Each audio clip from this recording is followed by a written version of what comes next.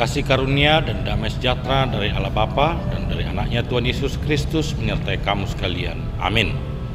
Bapak, Ibu, dan Saudara yang terkasih, firman Tuhan yang menyapa kita hari Sabtu tanggal 16 November diambil dari Markus 1 ayat 32. Menjelang malam sesudah matahari terbenam, dibawalah kepada Yesus semua orang yang menderita sakit dan yang kerasukan setan. Demikian firman Tuhan. Bapak, Ibu, dan Saudara yang terkasih, jikalau kita pernah datang ke rumah sakit, kita mengantri, kita menemui dokter, kita bisa dapat sabar untuk menunggu waktu dari dokter itu untuk merawat kita atau melihat sakit kita. Kenapa kita mau bersabar untuk mengantri? Karena kita yakin kita pasti akan dilayani, kita pasti akan mendapatkan kesembuhan.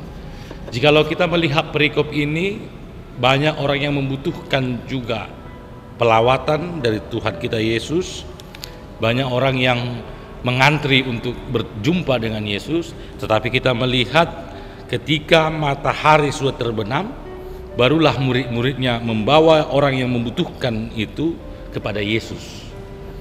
Di sini bukan berbicara soal prioritas atau tidak prioritas, tetapi Yesus ingin memperlihatkan kepada kita bahwa semua harus berproses, semua harus memiliki waktu, dan Tuhan tahu kapan waktu yang tepat untuk melawat kita. Karena itu kita harus mau untuk bersabar di dalam waktu itu. Kita harus mau kapan timing yang tepat untuk datang Tuhan melawat kita. Dan kita harus bisa bersabar, sama seperti tadi saya katakan bagaimana kita bersabar menunggu kapan dokter itu membukakan jalan kepada kita. Kita melihat Bapak, Ibu, dan Saudara yang terkasih, sering sekali banyak orang yang tidak bersabar ketika menunggu Tuhan kita Yesus untuk melawat kita. Maka melalui perikop ini, tadi saya sudah katakan bukan mau berbicara soal prioritas atau tidak prioritas, tetapi kita melihat bahwa kita diberikan waktu dulu sampai matahari terbenam. Disitulah baru Yesus datang untuk menyembuhkan mereka. Apa yang dapat kita lihat dari perikop ini?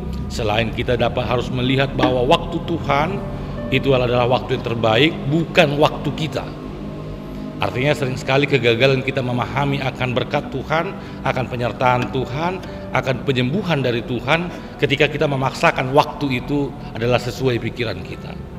Padahal Tuhan tahu mana yang terbaik, dan Dia juga ingin memperlihatkan kepada kita ada sebuah proses yang harus dijalani. Di pertanyaan kemarin saya katakan banyak orang kesalahan di dalam bertuhan adalah ketika dia berdoa, dia meminta, itu sama seperti lampu jin Aladin. Dia gosok, dia sebutkan permintaan, maka sekali klik permintaanmu dikabulkan. Bukan seperti itu. Semua harus berjalan dalam prosesnya. Semua harus berasal dari waktu yang berjalan dengan baik. Sama itu seperti kita katakan ketika ada seorang ibu yang mengandung. Ada waktu untuk berproses. Bahaya kalau tiba-tiba kurang dari 7 bulan, anak itu tiba-tiba lahir. Tetapi dia harus sabar setia menunggu sampai 9 bulan. Artinya ketika dibentuk oleh waktu itu, dibentuk oleh proses itu, disitulah kita mau berproses dengan waktu, kita mau belajar, kita mau untuk semakin lebih kuat lagi menghadapi persoalan itu. Maka mari berikan kepada Tuhan untuk kapan waktu yang terbaik menurut Tuhan, bukan menurut kita. Yang kedua dapat kita lihat bahwa ketika Tuhan mau melawat orang yang sakit, dia tidak mau menggunakan sisa-sisa dari kegiatannya.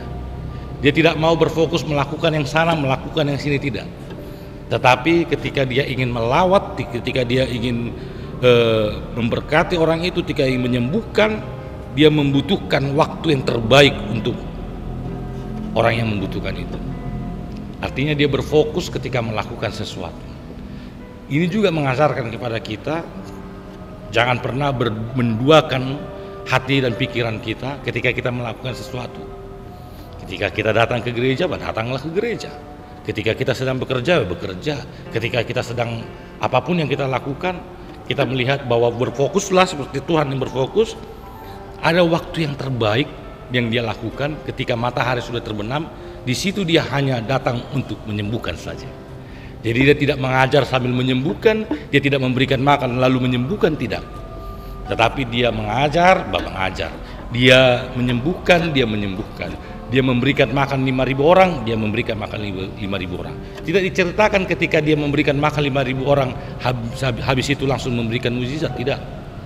Tetapi setelah selesai mengajar, baru dia memberi makan 5.000 orang. Setelah selesai dia memberi makan 5.000 orang, setelah hari mulai sore, baru dia menyembuhkan. Artinya ada kegiatan yang harus dilakukan dengan berfokus kepada kegiatan itu.